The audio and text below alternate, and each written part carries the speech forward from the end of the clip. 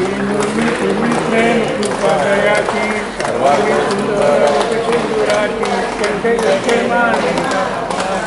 जय देव जय मंगलमूर्ती ओ श्री मंगलमूर्ती दर्शन मात्रे मन कामूर्ती जय जय रत्नाखचित परा चंदनाची ओटी हिरे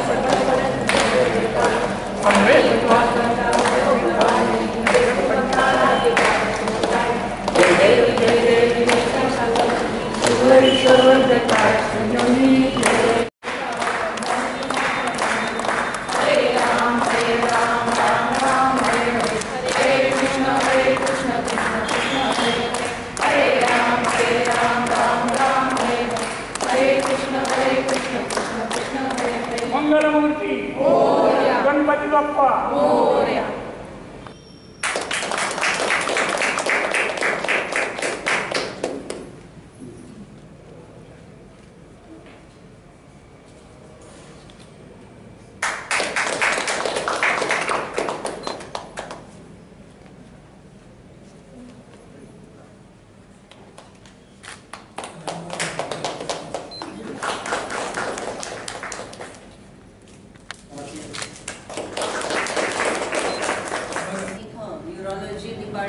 कार्डिओलॉजी म्हणजे हार्ट अटॅक आल्यानंतर एन्जिओग्राफी एन्जिओप्लास्टी हे सुद्धा तुमचं मोफत होतं आहे इथे. ही महत्त्वाची गोष्ट आहे. आणि आज पण आपण बऱ्याच टेस्ट इथे आपण मोफत ठेवलेले आहेत. रक्त तपासणी, ब्लड शुगर आहे, नंतर ECG आहे, या सगळ्या आणि जनरल चेकअप हे सगळं मोफत ठेवलेलं आहे. तर ह्याचा तुम्ही लाभ घ्यावा. आणि वारंवार असे शिबिर आम्ही घेतच असतो करत. आणि काही तुमच्या फेरी असतील तरी पण इथं कधी पण तुम्ही येऊन भेटू शकता. आकाश आहे ते पण इथे 24 तास अवेलेबल आहेत. आम्ही डायरेक्टर मंडळी पण दररोज कोणी नाही कोणीतरी इथं असतंच. म्हणजे दररोज राऊंड घ्यायला असतात आणि आपापल्या पेशंट्स इथे राऊंड घेणं ते पण चालूच असतं. त्यामुळे तुम्हाला इथे उत्तम ट्रीटमेंट मिळेल ही मी ग्वाही देते. कारण संजीवन हॉस्पिटल हे ICUची संकल्पना साताऱ्यात आम्ही लोकांनी पहिल्यांदा आणलेली आहे. हे त्याचा आम्हाला अभिमान नक्कीच आहे. CT स्कॅन असेल, ICU असेल, ह्या सगळ्या गोष्टी आम्ही पहिल्यांदा साताऱ्यात आणलेल्या आहेत. तर त्याचा तुम्ही अवश्य लाभ घ्या. आणि इतरांनाही सांगा, अजून वेळ आहे. तुमचे कोणी लोक आले नसतील तर त्यांनाही फोन करून मेसेज करून बोलवून घ्या आणि ह्याचा लाभ घ्यावा ही मी विनंती करते. संजीवन हॉस्पिटलमध्ये रात्री 1 वाजता जरी तुम्ही आलात, कार्ड आहे का नाही तुमचं लगेच बीपी आमचं आपल्याला तुमच्यावर आम्ही अपेक्षा नाही करा.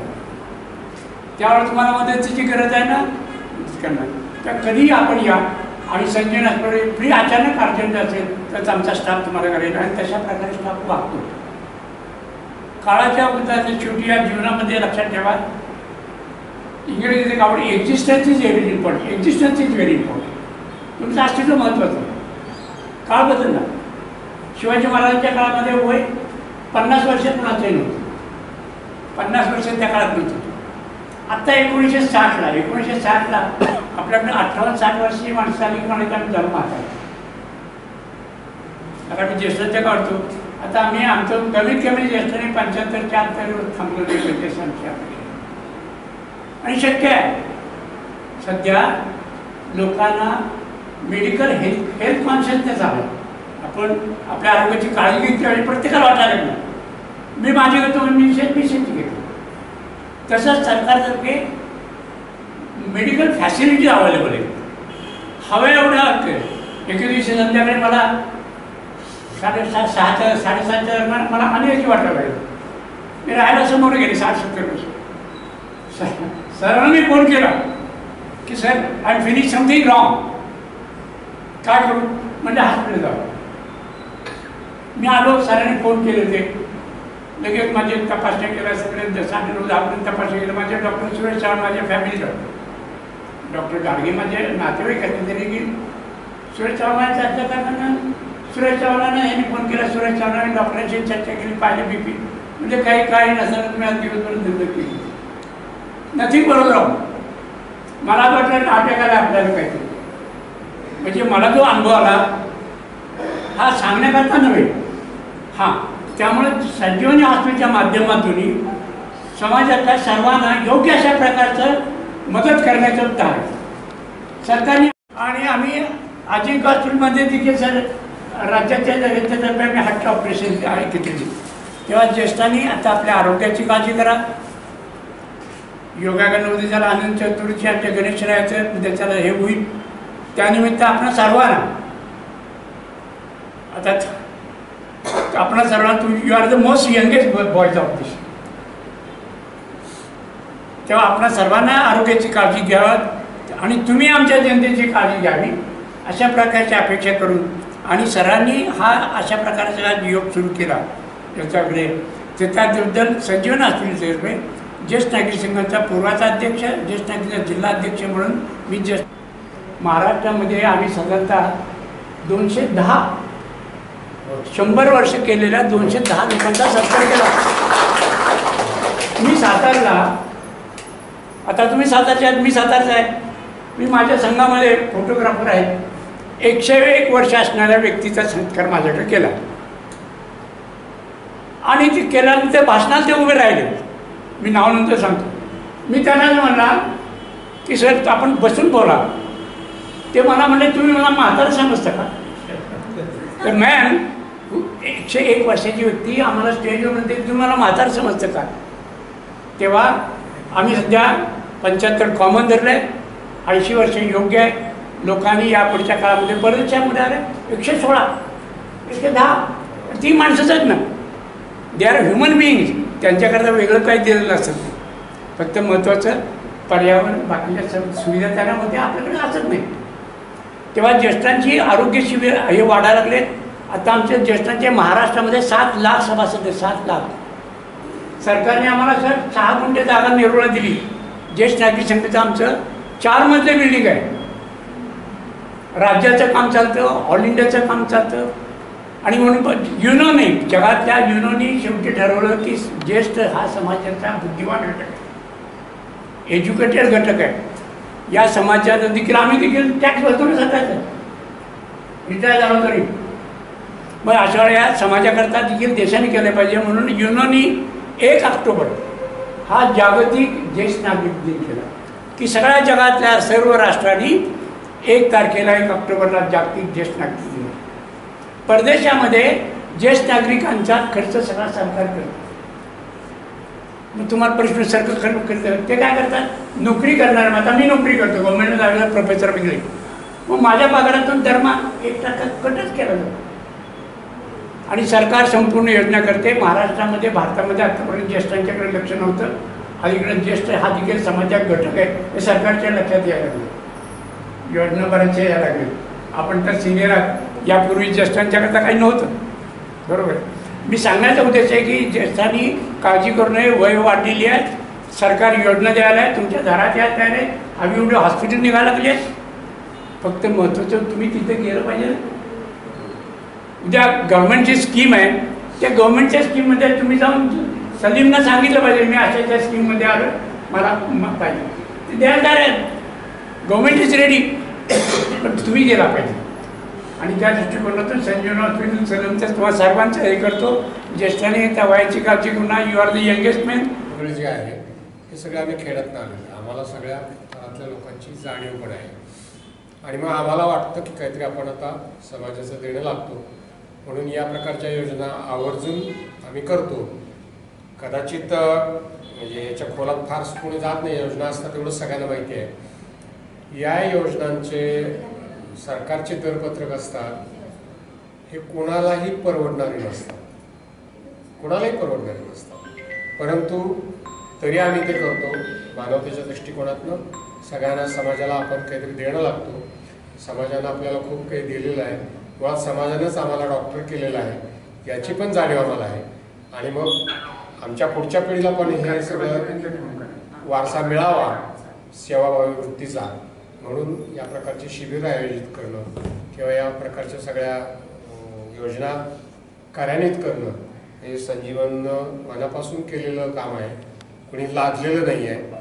आणि आवर्जून आम्ही या सगळ्या योजना इथे आणलेल्या आहेत आणि त्याचा लाभ असंख्य लोकांना झालेला आहे. या ठिकाणी म्हणजे सांगायला काहीच हरकत नाही.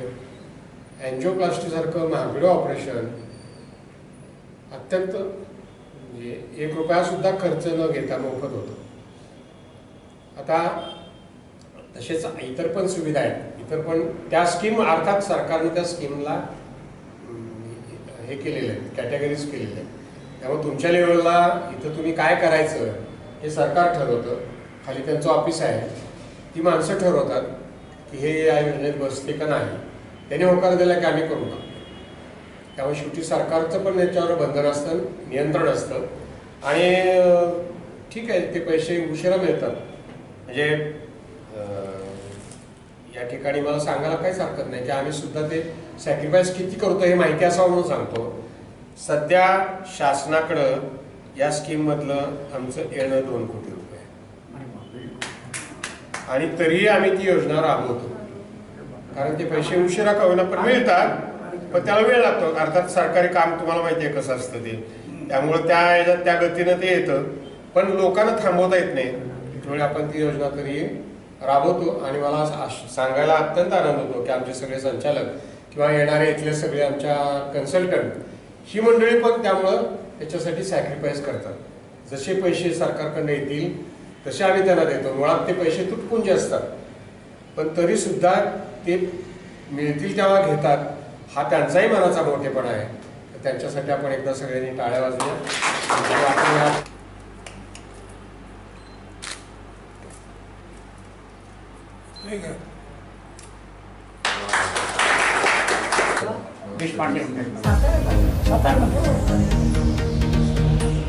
अजून चालू आहे.